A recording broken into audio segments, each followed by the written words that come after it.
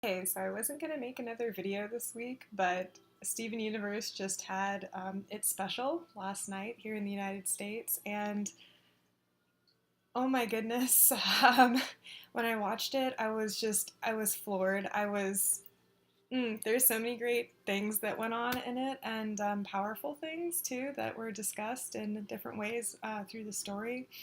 And I'm just gonna say right now, this video does have a lot of spoilers, so if you do not want spoilers, do not watch the video. Okay? I take that really seriously. Don't watch it. Um, if you're gonna watch it, you can come back, just like I've said in other videos, and watch this if you like. But I really kind of am like, oh my gosh, no, like just know it has spoilers in it. Okay? So if you haven't seen the Steven Universe special that aired yesterday, um, yeah, it was about I think an hour long with commercials. Without them, I think it was like about 45 minutes. So go watch it if you haven't. Again, you've been warned. So anyway, my so this is where the spoilers start. I was so excited to see what would happen in the special, and it actually ended up, I don't know, I think it's maybe is the end of the series. Which when that was revealed at the end, I was kind of like, oh no. And I haven't read anything else, so I don't know if it was the end of the series. So if I'm wrong, please forgive me. Again, like I've been busy doing graduate work this morning. I don't know. So but I just wanted to make this video to just gush about it because it was great. Um, so like some of my notes, I was just kind of like, okay, so the whole like family dynamic between blue, pink, and yellow, and also white, but just like everybody, like the whole family dynamic. I'm trying to like talk without using my hands, but it's like so difficult for me.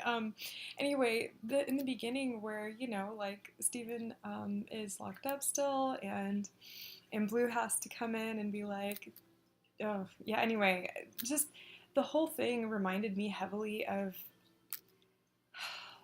when you don't feel like you are happy or you don't fit in a certain place, even if it's in your own family, right? And you can't be yourself around them, and you actually decide, hey, you know what? Like, instead of staying here, I'm just gonna leave because there's got to be something better out there for me than this. Like that's a really deep thing to be exploring in a lot of ways. Like, it for a lot of people, it's like, yeah, no, not really. I'm like, no, for like a cartoon, that's a pretty deep thing, especially here in the United States, where like sometimes, not always, but usually cartoons, at least when I was younger, there were some that were more adult, but most of the time they were just really silly.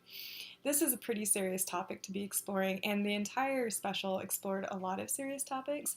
And now, when I talk about these things, please understand that these are my opinions and feelings about what I think was trying to be conveyed. You can totally disagree with me, and that's completely valid. I'm just here to be like, this is what I think was going on, and this is why I appreciated it, and all that kind of stuff. So, that being said, moving forward, that whole thing where it's like, yeah, I'm going to leave because my family doesn't understand me and they're not going to change, and I'm going to be who I am and be willing to actually go and strike out on your own, even if it's under the initial control of maybe like your family. Like, some people go off, if they're privileged enough, they go off to college, right? And they get to explore more of who they actually are sometimes, which can differ a lot from what their parents would intend for them, not meaning that it's wrong, right? And that gives that person the space to figure out who they are, really. And I feel like that whole exchange between Blue and Steven, and then later with Blue being forced to confront Yellow when they're trying to go and rescue the rest of what Blue says is his family, right? That was awesome. And Yellow having to confront her emotions and her feelings and being like, stop using your power on me, Blue. And it's like, I'm not. This is just you. You're actually feeling your feelings, which brings me to kind of I thought a lot about when people are super heavy into like being perfect all the time or separating their emotions out so severely from like everything that they do professionally, that they have um, maybe some really not great ways that they interact with people, right? And oh, like her finally realizing that she had been mistreating people and that some of that was rooted in her own, like, oh my gosh, yeah. So that was great. Um, it was just amazing, and the moment actually before then, before Yellow Diamond freaks out and Blue's talking to her and being like, when Yellow's like, you need to take Pink back to, the containment area, which is basically like a prison.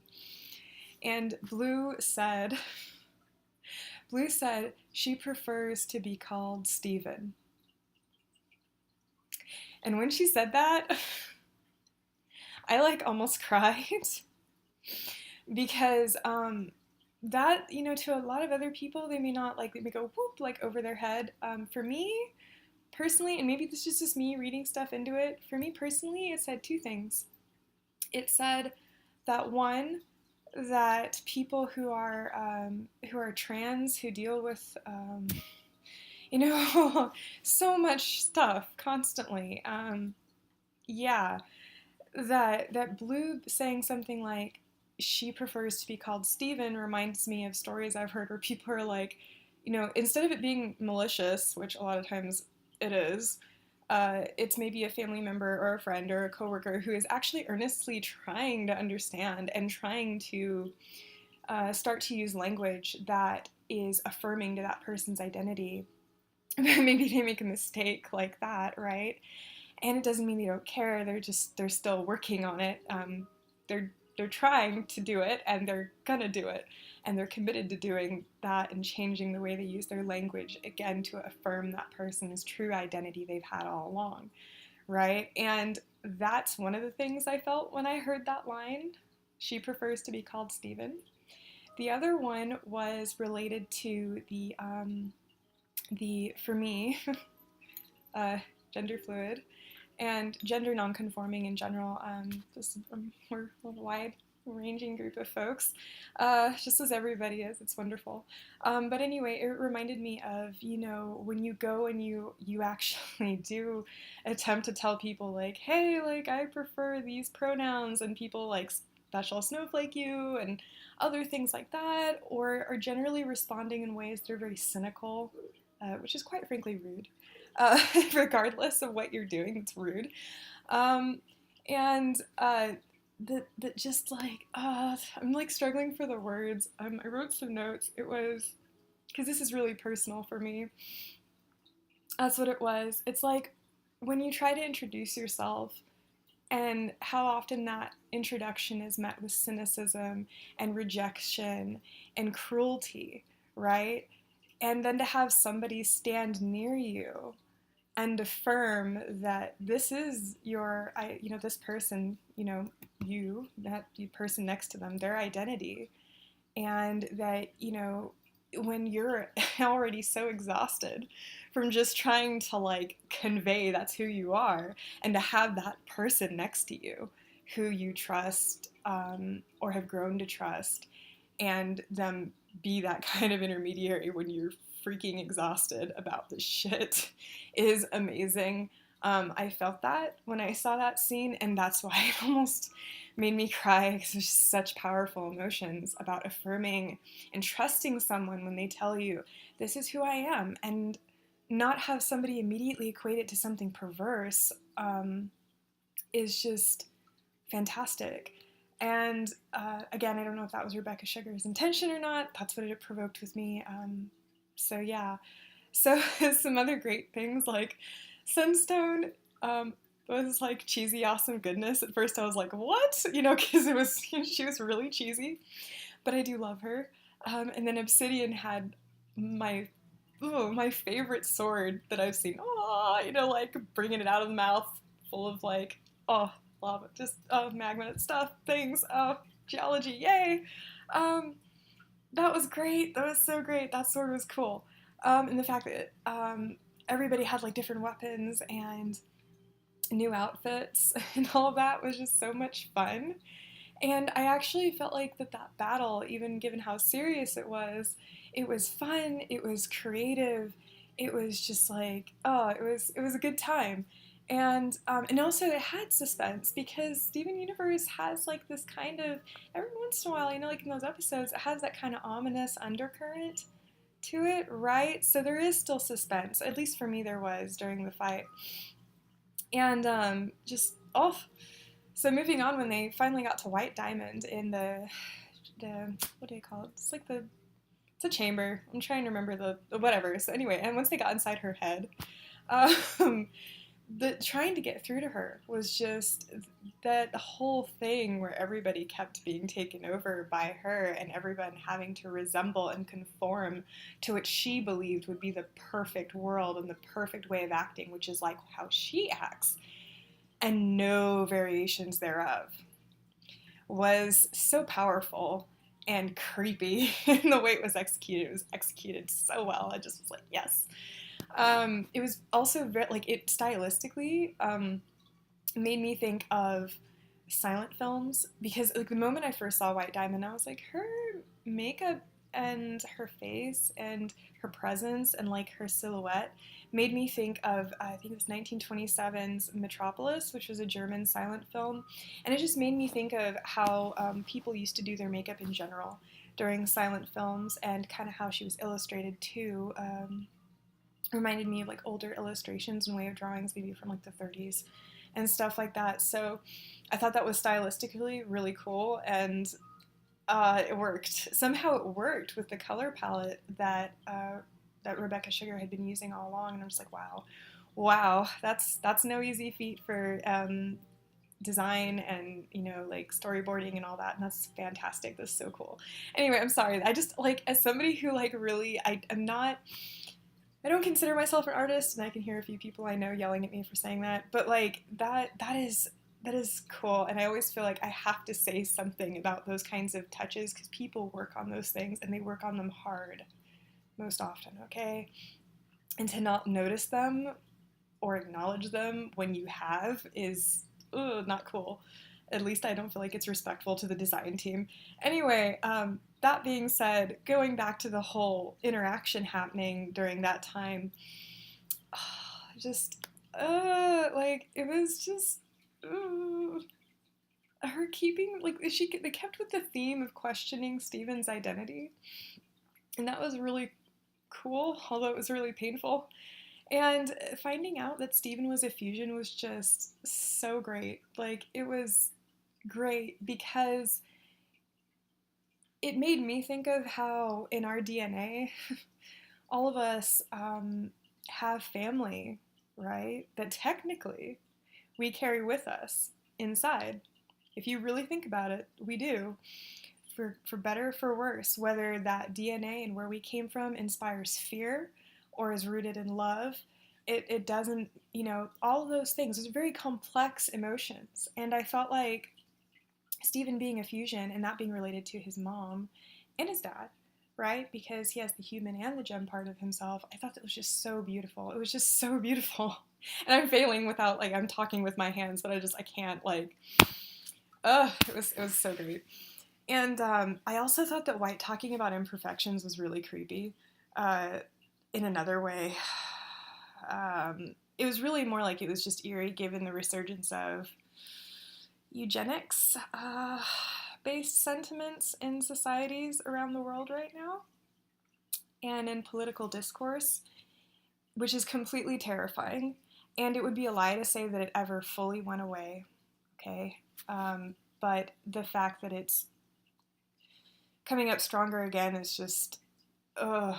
And so to have like White Diamond talk about imperfections and how everybody needs to meet, White Diamond, okay, so everybody needs to meet like this standard of what she thinks is perfect and what she thinks is acceptable and how society should look and should behave and should be, is just, the timing of all of this, like this particular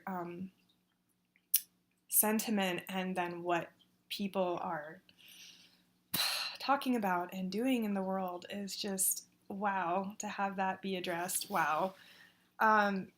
Yeah, so I also felt like it illustrated the dangers of that train of thought, and how it can lead to genocide, right? Okay. Not to mention just not just, but like marginalization of people and people not being treated as people, or beings worthy of acknowledgement, respect, et cetera, love, resources, things like that, opportunities. So yeah, the way she wants to rule society is creepy similar. So anyway, having her own imperfection finally show through after a point when she sees, Steven, she basically attempts to kill him. And that's how I felt, okay? And when it failed, and then he was able to come back together and fuse again and be his whole self and be his genuine self in front of her, and that be the moment, and then him saying things to her, and that being the moment where she just is like, oh, and there's like this empathy that suddenly is birthed within White Diamond that was not there before. Like, we don't know if it was ever totally not there, but the audience knows that at this point she doesn't show any characteristics of having had it before. And so that was awesome, because I think what's happening with a lot of those kinds of discussions, like I was talking about before, is there is a distinct lack of empathy that occurs. Okay, forget civility. That never happens. Hardly ever. I don't want to say never. It hardly ever happens, even though I wish it would. But the empathy component is huge. It's intense. It's important to understand that, just as there are flaws that White Diamond recognized within herself, that we all have imperfections and things that we need to work on ourselves. And by that, I'm not talking about things like, like stuff like I've gone through, like somebody being like, oh, I'm sorry that you have a disease, and stuff like that, which is really a chronic health condition. And people thinking of things like that as being an imperfection. I'm talking about things like we all have challenges we have to work through in life. We all have mistakes that we make, right? Okay, and we all need to do our best to learn from them, and not just learn from them, but then actively use what we've learned to assist, as we're able, in bettering society and making life better for people around us. And I think that's really where it goes at the end of this episode, was really White Diamond not only acknowledging her imperfections, acknowledging that she had made mistakes, but she doesn't just realize it, she like acts upon that realization. And then she goes and provides, or at least attempts to provide, reparations for towards beings who she previously regarded as imperfect. Ugh. But yeah, she does finally be like, okay, I'm going to put actions behind this realization and put reparations to the, and knowing full well that what she did cannot be erased, right? And that's a pretty powerful message. And also, like, just getting back to some of the, also, like, more, like, my heart going thumpity thump kind of scenes, like, when I heard the Off Colors voices, I was like, oh my gosh, yay, it's the Off Colors. My heart leapt. I was like, I love you guys so much. I love them so much, excuse me. And I was just so happy when, like, Connie and Lars were finally reunited.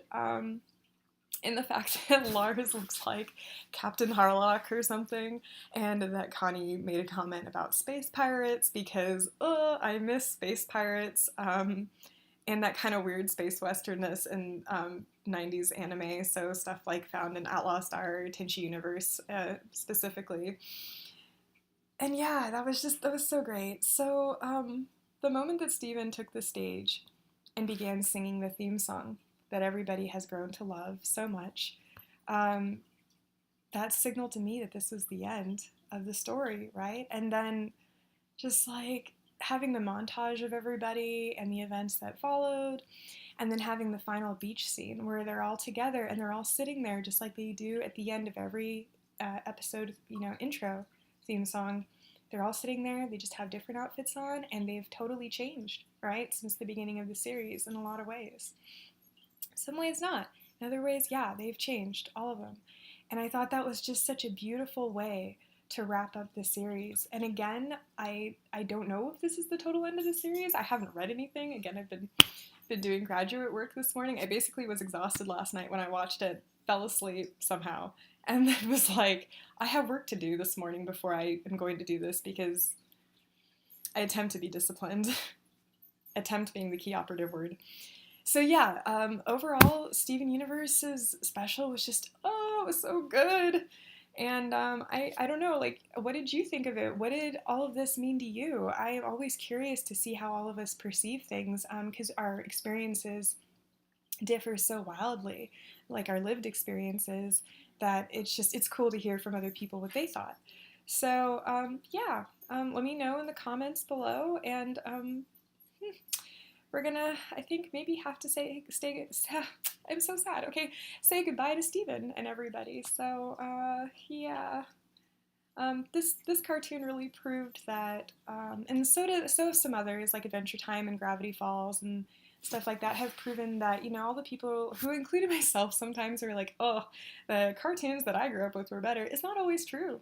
Um, as I say while wearing like, you know, Grr on my Invader Zim shirt. So, but like, yeah, that's not true. There's a lot of really good content out there in media at the moment, and not all of it's on cable TV. This one was on Cartoon Network, but some of it's on streaming services, right, like Netflix. So that being said, great series, and I hope we get to see more like it. Until next time.